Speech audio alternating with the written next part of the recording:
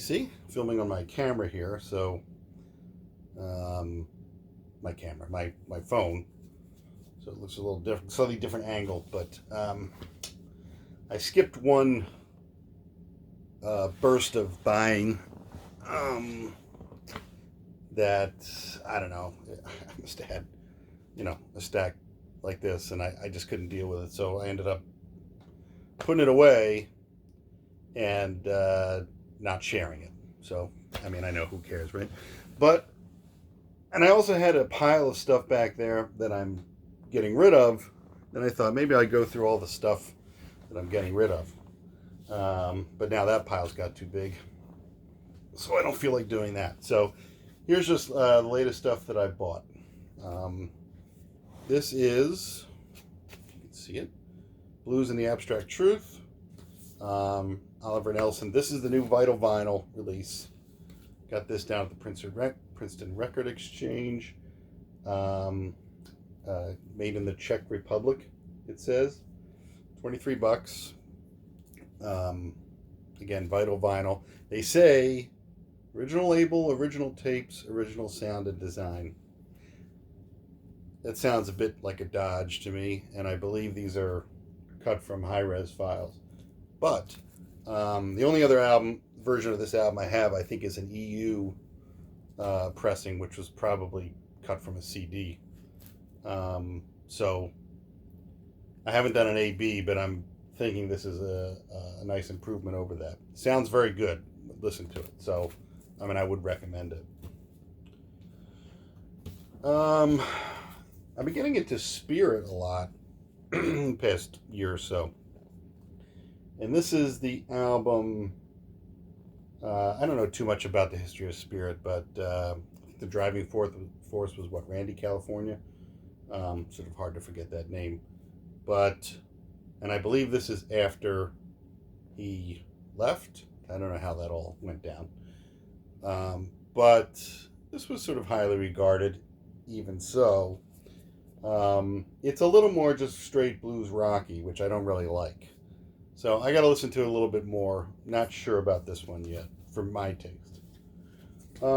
This was, again, I found this at the Princeton Record Exchange. And miraculously, I don't know if you can see that, but somehow this was $2.99. Listed at $2.99. It is, as far as I can tell, a first or early pressing UK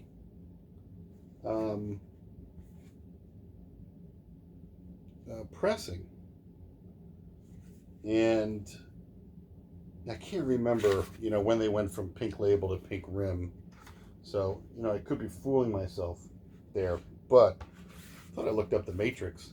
And it is a Pecco, what's his name, George Peckham cut. So this sounds amazing. And that was just like kind of a crazy find. Speaking of progressive rock, this is something relatively new. King Crimson put out a 10-inch of Cat Food with Groon on it, and another live version and an alternate mix of Cat Food, which is a really cool song from the Greg Lake era. And this was really cool. I mean, the mix is wildly different. The alternative mix is wildly different. The piano is at center and is very loud. It's too loud, really. But it's just kind of fascinating to listen to. The voice is off to the right, which is very weird.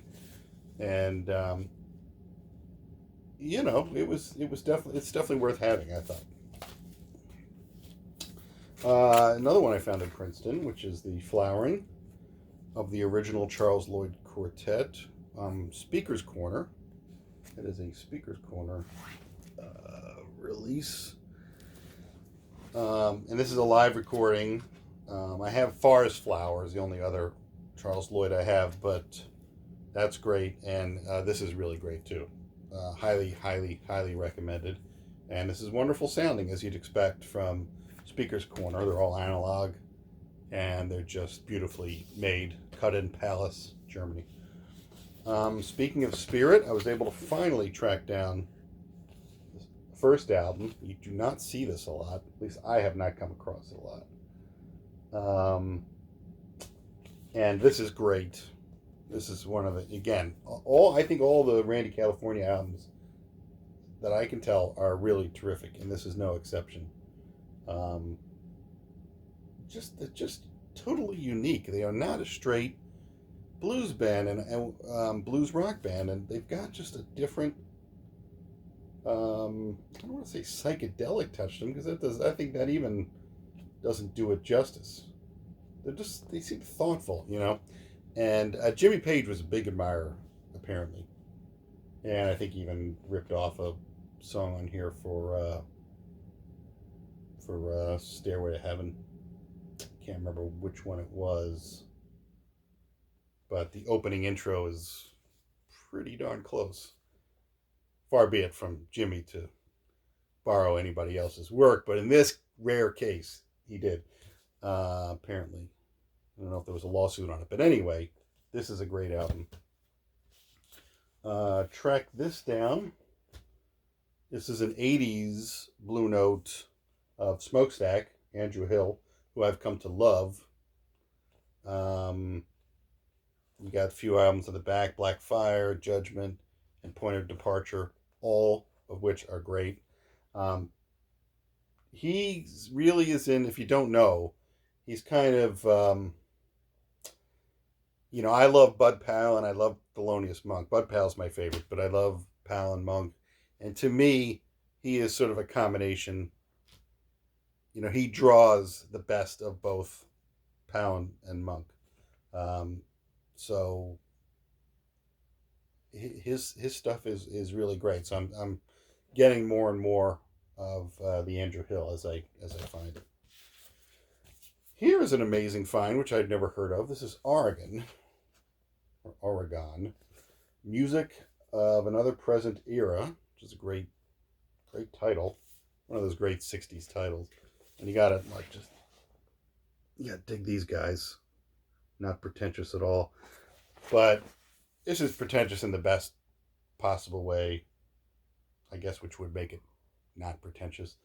But this is just, this is a fantastic, experimental, I don't even know what you'd call it. They're just drawing on so many different styles, Indian, world music, jazz, folk, and just with really experimental structures. Really, if you're interested, if any of this sounds interesting at all, try to track this down, because it is really, it's just great. Mephistopheles, In Frustration I Hear Singing, another great title. Is the album as great as the title? Maybe not, but it's pretty good. It's pretty good. Psych rock from, this looks like a lot like 68 to me, but I don't know if it's 68 or 69, or could it be 67? I don't think so. But anyway, yeah, I mean, again, if you like psych, maybe you already know about this, but I like this. I mean, this was definitely good. So it's not, the Oregon is kind of to me, seems like a masterpiece. This is just a pretty darn good psych rock album from the 60s.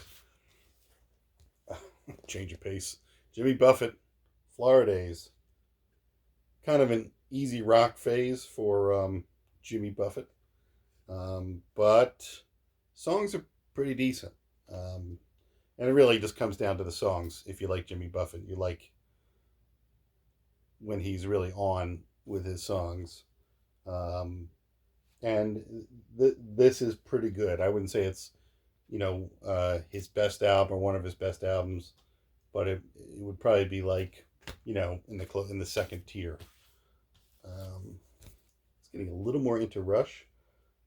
I mean, obviously I've known Rush my whole life to a certain extent. But I never really got into the albums listening to them too much. My friends had them and I heard them on the radio. And, I knew the catalog like the popular catalog pretty well. But I've just started buying some more of the albums, and I like this one um, too. Grace Under Pressure, sort of mid '80s. I sort of imagine this was going to be all synth, but it's really not. I mean, it's really them with like some synth layering, but it's Rush. I mean, there's no doubt about it. It's the three of them. So, yeah, but good songs on here. I mean, again, I don't have to tell you. Here's another site purchase I found. Harumi, produced by Tom Wilson. What do you know? This is one of those where you kind of have to just buy it for the cover. This cover's so great. But, I mean, again, off the charts, pretentious psych rock. There's like one side where it's like a whole spoken word musical interlude. It goes on for 20, 25 minutes. Um, Unfortunately, I love that kind of stuff. So this is actually pretty good too. So again, and while I'm at it, again, if you like psych rock, I don't need to tell you about this. The Electric Prunes, but I'm just getting into some of this stuff a little more than just sort of vaguely knowing it, and I like all this, and I listen to it quite a bit. What is this? I gotta listen to this one more. I think this is one of the new 80th anniversary Blue Notes, Bohemia's Delight, Art Blakey. It's got Freddie Hubbard and Wayne Shorter on it. Curtis Fuller on trombone, Cedar Walton, don't really know him, on piano, Jamie Merritt on bass. But I think I gave this like one run through, and it sounded like pretty good, like most of the 60s Art Blakey records do. So I do have to spend more time with that. Here's a good one, Pentangle's Basket of Light. If you like English folk, this seems like a really, again, I've only listened to this like once or twice, but it seemed like a really solid record from them. I need to say anything about this. I didn't have it. I got it. It's purple. So, sort of earlier Coltrane, a little more standard stuff, but as you know, that's great too. This is Bartok's Concerto for Orchestra, Sir George Solti, London Symphony. It is on London FRRR, so it's one of the main reasons I bought it. I've got a couple of recordings of this already, but well, not this performance, but this piece. But the Londons always sound amazing, and this is no exception, really. This is probably a later pressing of it. I'm fairly sure it is, yeah. So it may not be at the original level, but it's still pretty darn good. And if you don't know the Concerto for Orchestra or Bartok, and you're interested in classical music of the past century, this is a great place to start because it's accessible. As you know, I hate the 80s, but I decided to give Kate Bush a try, The Sensual World, and like this quite a bit. It was very arty. I didn't know what to expect, and I was very pleasantly surprised, and it's got a wonderful sound to it. So, hey, what do you know? I like some of Kate Bush. Here's an interesting one. Friend of a friend told me about this. Art Bears, Winter Songs. Fred Frith, I think, is the guy who started this band, from Henry Cow in the 70s. And it is very experimental and weird, and kind of has the mood of, I think, Nico's Marble Index. So if you're ready for a real cheerful time, you don't want to get anywhere near this record. But I like this stuff, so I was very pleasantly surprised by it. Well, I don't say I was surprised, but I was glad that I liked it, and I do like it a lot. I'm going to try to get a little more into the Art Bears, but this is not for the faint of heart. You've got to be into avant-garde, not avant-garde, but experimental, dark music. Again, there's not really any good genre that you could put something like this into, which is one of the reasons I like it. Another one I just had to pick up working. It was the only one from that period I didn't have. Miles. Is this Workman-like? No, I mean, these are all great. Work and Relax and Work and Relax. I should know this, but I'm drawing a blank right now. Chillin'. No, it's not that. So those are the 4 albums he made, recorded with Rudy Van Gelder for Prestige, and they're all really great 50s cool jazz. Sort of defined it, really. So if you don't know that, you should. Listen to this once. Don't know what I feel about it. John Serry's Exhibition, sort of like fusiony, which is not my favorite thing. So I think it depends on what kind of mood I'm in. So I'm not going to say too much about this. There's probably some people who love this, and I would say if you're a fusion fan, definitely check it out, because it seems like peak fusion, but not always my genre. I think it's an original Cabaret. Yes, sounds wonderful on Columbia. And I sort of was reminded of some of the songs on here, which I had forgotten about. And this whole thing is really, really great. You can just sit down and listen to this record straight through and really just love the songs. And of course, it's a great movie too. Bob Fosse's version of that movie. This I found, I think at Barnes & Noble. It was an exclusive. I don't usually like to buy Barnes & Noble stuff, but the exclusive I would. This is Shirley Horn Softly. This sounds fantastic. And if you're an audiophile, you probably already know that. I've just gotten sort of turned on to it. It's from the 80s. And it really is, just sort of beautiful jazz tunes with, very laid back. But a wonderful, intimate feel. If you want an intimate record, run out and get that. The Best of Aphrodite's Child. This was Vangelis. I think his first band. What's his name? Papadopoulos? Papathanassiou. I mean no aspersions, my Greek friends. It's just hard to pronounce. I can't say I really dug this. The first time I listened to it, I'm kind of a Vangelis fan, but this didn't really give me that flavor, and I didn't love it. Psychish. So I'll spend a little more time and see if I want to keep it.